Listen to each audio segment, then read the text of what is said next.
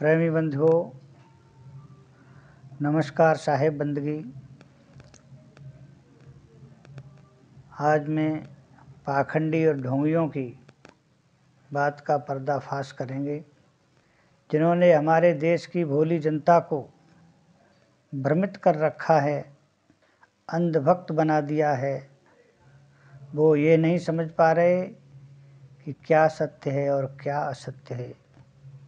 इन शातिर दिमाग वालों ने, पाखंडियों ने, चतुर चालाक लोगों ने झूठी बातों का प्रचार प्रसार कर लोगों को मंद बुद्धि बना दिया है और उनसे मनमाना पैसा लूट रहे हैं। ये मंच पर बैठ करके झूठी झूठी बातों का प्रचार करते हैं, गप्पे हाँकते हैं। भागवत में कथा सुनाते हैं कि कोई एक राजा प्रियव्रत थे, जिनके रथ के पहिए की लीक से पृथ्वी पर 7 समुद्र बन गए। आज कोई व्यक्ति यह कहे कि हमारी बैलगाड़ी के पहिए से, उसके बोझ से नाली या नदियां नहर बन गई, तो कोई मानने को तैयार नहीं होगा। लेकिन वही बड़े बड़े तिलक लगा करके जब गद्दी पर बैठ करके झूठी सांची डींगे मारते हैं, तो लोग उन बातों को मानने के लिए तैयार हो जाते हैं। वो सत्य है महाराज बोलते हैं। तो यह धर्म की बात होती है, क्योंकि यह धर्म की किताब में लिखी है। इसको अस्वीकारना धर्म का उल्लंघन होगा। यदि कोई कहे कि एक आदमी 500 वर्ष से जीवित है, तो आप इसे झूठा मानेंगे, और झूठा मानना ही चाहिए। परंतु जब धर्म की गद्दी से कहा जाता है कि राजा प्रियव्रत 11 अरब वर्ष राज किए, तब इसे झूठ कहकर कोई अधर्मी नहीं बनना चाहता। क्योंकि पंडित जी मंच पर बैठकर बड़े बड़े तिलक लगाकर भगवान की पत्थर की पीतल की मूर्ति रख कर के भागवत सुना रहे हैं। प्रेमी बंधुओं, हनुमान जी ने पृथ्वी से 13 लाख गुणा बड़ा दहकते हुए धधकते हुए सूरज को निगल लिया। सूरज 1 महीने के लिए रुककर अयोध्या में श्री राम जन्मोत्सव देखने लगा था, और श्री राम की सेना में 18 पद्म सेनापति थे। भरत जब चित्रकूट के तीर्थ दर्शन में चले, तब पृथ्वी से कांटे कंकड़ों को अपने पेट में समेट कर तल कोमल कर दिया। सारे पेड़ फल गए, शीतल मंद सुगंध वायु चलने लगी।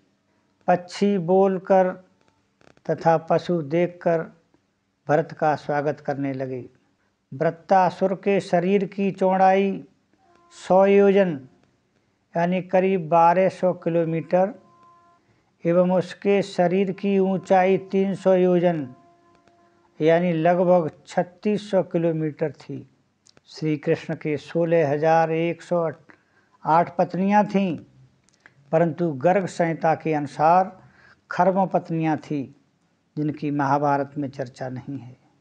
प्रेमी बंधुओं, अमुक महात्मा की आज्ञा से काठ की चौकी तथा दीवार चलने लगी। बैल भैंसे वेद मंत्र उच्चारण करने लगे। उन्होंने मुर्दे को जला दिया।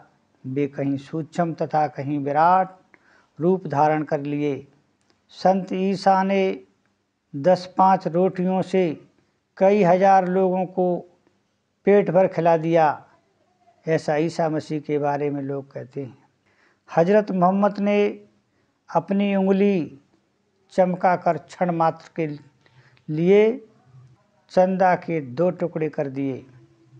अमुक ऋषि मुनि के साप से मनुष्य, नगर, जंगल जल गए, सब जलकर राख हो गए। और आशीर्वाद से संतान, धन, राजकाज मिल गए। मंत्र के बल पर सारी सिद्धियां मिल जाती हैं। तंत्र के बल पर किसी का विनाश तथा किसी का लाभ किया जा सकता है। राम, कृष्ण, कबीर अनंत ब्रह्मांड नायक ब्रह्म हैं। ईसा मसीह ईश्वर के पुत्र हैं। मोहम्मद ईश्वर के संदेशवाहक हैं। कहाँ तक गिनाया जाए, चमत्कार जो छलावा है धर्म के नाम पर व्याप्त है। बुद्ध और महावीर आदि तीर्थंकरों की बड़ाई में बौद्ध तथा जैन ग्रंथों में जो मिथ्या महिमाओं तथा ढोंग ढकोसलों से पूर्ण उपाख्यान भरे हैं, उन्हें पढ़ सुनकर शर्म लगती है। जब पंडित, मुल्ला, पादरी, ज्ञानी जी, महात्मा जी धर्मोपदेश की गद्दी पर बैठते हैं, तब वे धर्म, मानवता तथा वस्तुपरक ज्ञान का उपदेश कम और जादुई बातें, चमत्कार और ढोंग ढकोसले की बातें ज़्यादा करते हैं।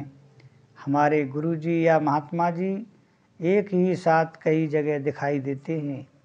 वे अपने आशीर्वाद से सब कुछ कर सकते हैं। हमारे गुरुजी भगवान के अवतार हैं, सर्वज्ञ हैं, सर्वशक्तिमान हैं और पता नहीं क्या क्या है। कबीर साहब ने सारे पाखंडों एवं चमत्कारों का खंडन किया, तो उनके नाम पर बने पंथ और परंपरा में नानक, दादू दरिया, धीसा, पलटू, जगजीवन आदि सब संतों के साथ भक्तों द्वारा खूब चमत्कार जोड़ा गया। आज रामपाल महाराज खूब चमत्कारिक आकाश पाताल की बातें सदगुरु कबीर साहब के बारे में कर रहे हैं और धार्मिक नामधारियों की मानो चमत्कार ही रोटी है।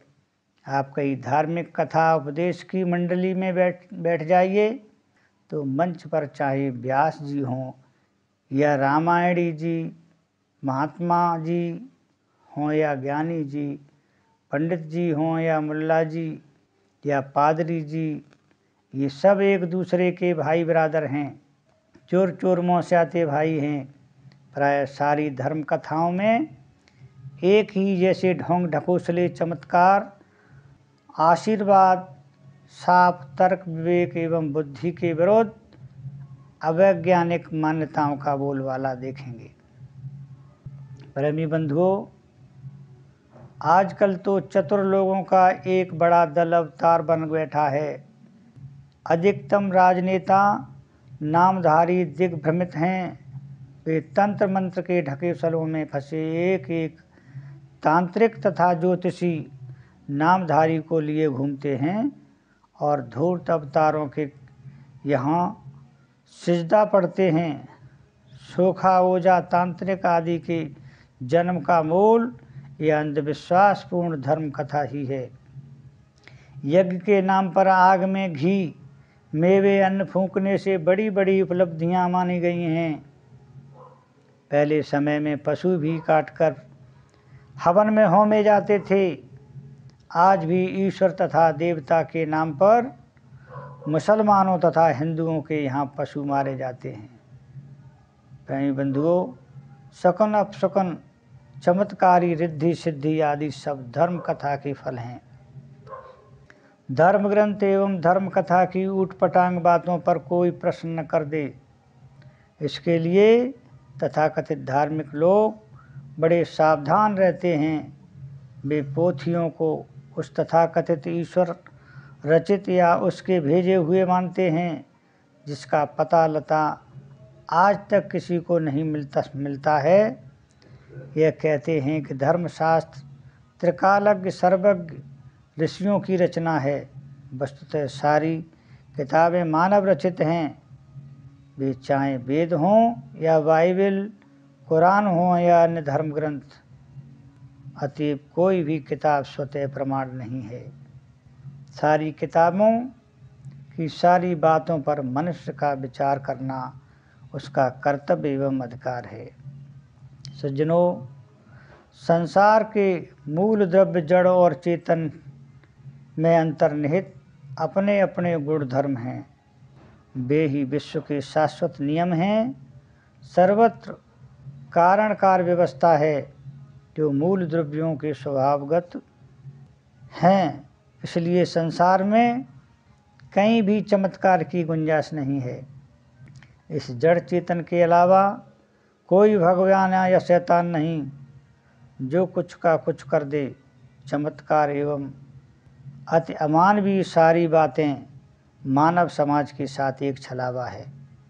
सदगुरु कबीर साहब जी कहते हैं कि जो लोग धर्म की कथा कहते रहते हैं वे महिमा के नाम पर झूठी बातें ही करते रहते हैं, क्योंकि उनके मन में वे ही बातें हैं। जब वक्ता स्वयं निर्भ्रांत नहीं होगा तब तक समाज को निर्भ्रांत विचार कैसे दे पाएगा। अज्ञान, अंधविश्वास, भ्रम एवं स्वार्थवश बड़े बड़े विद्वान नामधारी व्यास गद्दियों पर अजीबो गरीब बातें करते हैं। प्रेमी सज्जनों, रामों केर मर्म नहीं जाना। यहाँ राम शब्द है, रूढ़ राम का ही अर्थ नहीं समझना चाहिए, किंतु यहाँ राम का अभिप्राय है ईश्वर। लोग बात बात में ईश्वर की दुहाई देते हैं, ईश्वर जो चाहेगा वही होगा। हम कठपुतली हैं, ईश्वर सूत्रधार है, वह मुझसे जो कराता है वही हम करते हैं। प्रभु की इच्छा के बिना तो पत्ता भी नहीं हिलता। हम तुच्छ नाचीज, तब किन इन धारणाओं से यह साफ नहीं हुआ कि समाज में चोरी, व्यभिचार, हत्या, मिलावटबाजी, चोर बाजारी, घूस, धर्मोन्मादकृत, मासूमों का वध सब कुछ ईश्वर ही कर रहा है। यदि आदमी तुच्छ है तो श्रेष्ठ कौन है। राम राम, ईश्वर ईश्वर, अल्लाह अल्लाह, गॉड गॉड कहो, बस सारे पाप कट जाएंगे। उसकी खुशामद तथा प्रार्थना से वह हमारे लिए सारी सुखद व्यवस्था कर देगा। ये सब राम को, ईश्वर को न समझना है। पहली बात तो मनुष्य की आत्मा के अलावा कोई राम रहीम नहीं है।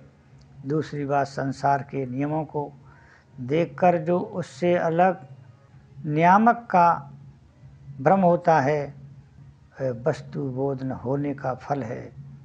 संसार के सारे नियम वस्तुगत हैं। अधिक खाने से पेट खराब होगा ही। इससे बचने के लिए प्रार्थना की आवश्यकता नहीं है, किंतु भोजन में संतुलन की आवश्यकता है। राग द्वेष पर दोष, दर्शन पर पीड़ा, स्वार्थान्धता एवं विषयासक्ति रखने से मन में अशांति रहेगी ही। यह अशांति पूजा प्रार्थना, गंगा स्नान, तीर्थाटन, मंदिर दर्शन आदि से नहीं जाएगी। इन सब में क्षण भर के लिए सात्विक आनंद आ जाएगा, परंतु पीछे वैसी की वैसी अशांति बनी रहेगी। स्थायी शांति के लिए तो राग द्वेष आदि दोषों को मन से सर्वथा निकालना पड़ेगा।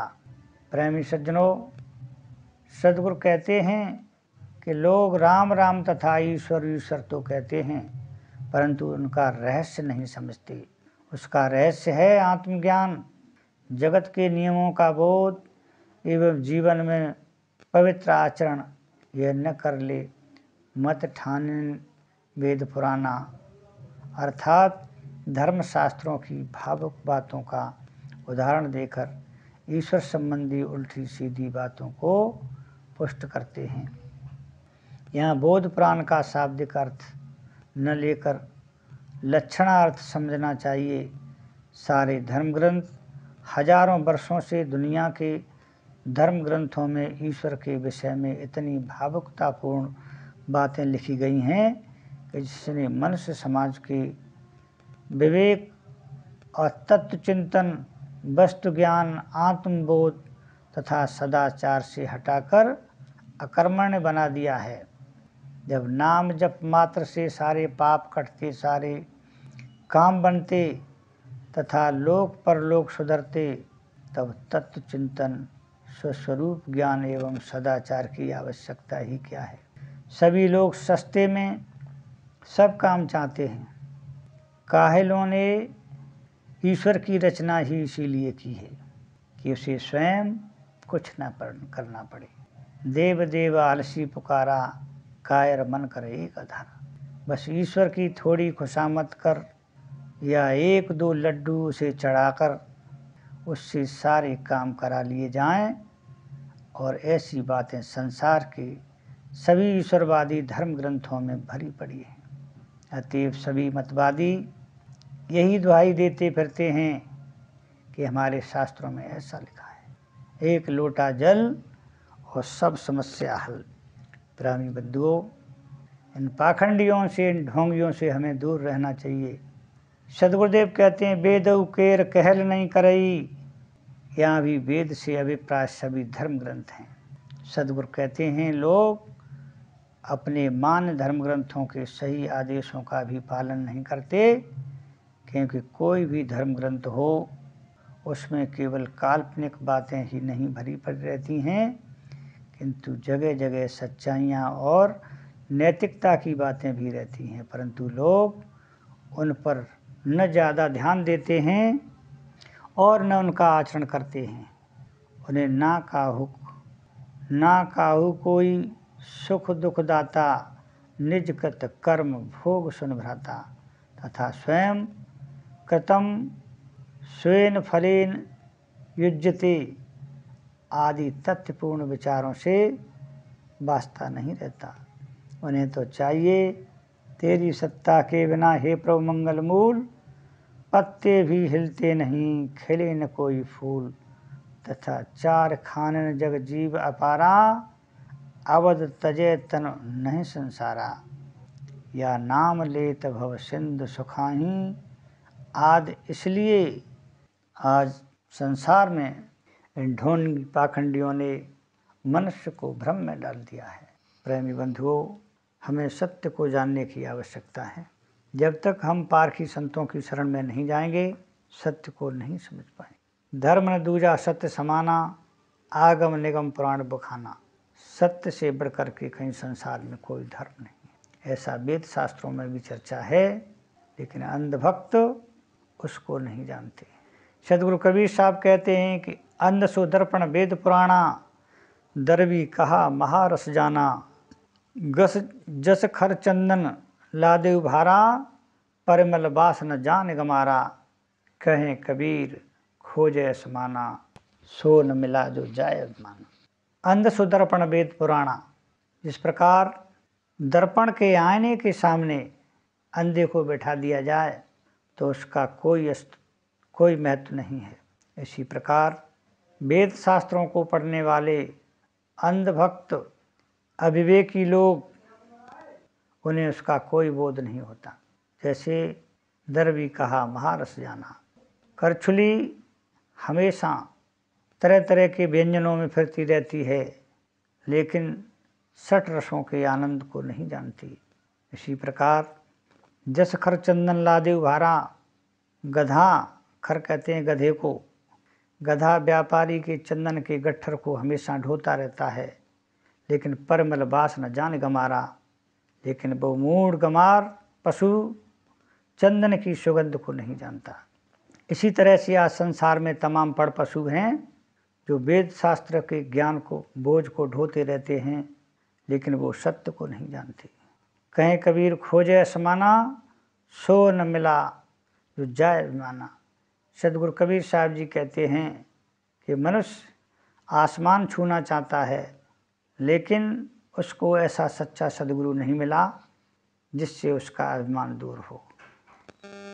प्रेमी बंधुओं, आज हमें इन पाखंड ढोंगियों से बचना है।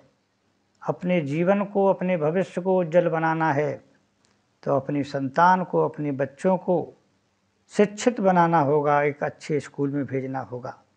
लेकिन लोग बच्चों को स्कूल में न भेज करके प्रातः मंदिर में भेजते हैं। मंदिर से कभी हमें शिक्षा नहीं मिल सकती, स्कूल की आवश्यकता है। बाबा साहब कहते थे कि शिक्षित बनो, संघर्ष करो, और संगठित रहो। शिक्षा वो स्वैरिणी का दूध है, जो पिएगा वो दहाड़ेगा। इसलिए हमें शिक्षा की आवश्यकता है। विद्या धनम सर्वधन प्रधानम, विद्या सभी धनों में श्रेष्ठ है। जब तक हमारे बच्चे पढ़ेंगे लिखेंगे नहीं, शिक्षा ग्रहण नहीं करेंगे, तब तक कोई भी पद प्रतिष्ठा ग्रहण नहीं कर सकते। आज हमारा मानव समाज जागृत हो रहा है, शिक्षित हो रहा है, आज पद प्रतिष्ठा पा रहा है, तो ये सारी देन सदगुरु कबीर की और बाबा साहब अम्बेडकर की है, ज्योतिबा फुले की है और महात्मा बुद्ध की है। प्रेमी बंधुओं, हम लोगों को आज़ाद करने के लिए, हम लोगों की परतंत्रता खत्म करने के लिए, समता लाने के लिए, बराबरी लाने के लिए मानवता का पाठ संत सम्राट सदगुरु कबीर साहब ने समाज सुधारक बनकर अपने जीवन को समर्पित किया। और बाबा साहब अम्बेडकर ने अपना पूरा परिवार, बच्चे, स्त्री सब कुछ खो दिए एक देश की खातिर, ताकि हमारे देश की भोली जनता को जीने का अधिकार मिले, मनुष्य बन सके। सदगुरुदेव कहते हैं, मानुष हो के ना मुआ, मुआ सो डांगर ढोर। मनुष्य मानव का शरीर तो धारण कर लिया, लेकिन सद्गुण संपन्न नहीं हो पाया, मनुष्य नहीं बन पाया। और ऐसे ही गधा घोड़ा की तरह अहंकार में, भूल भ्रांतियों में, पापों में, दुष्कर्मों में हमेशा लदा रहा। बोलिए सदगुरुदेव की जय। साहेब बंदगी।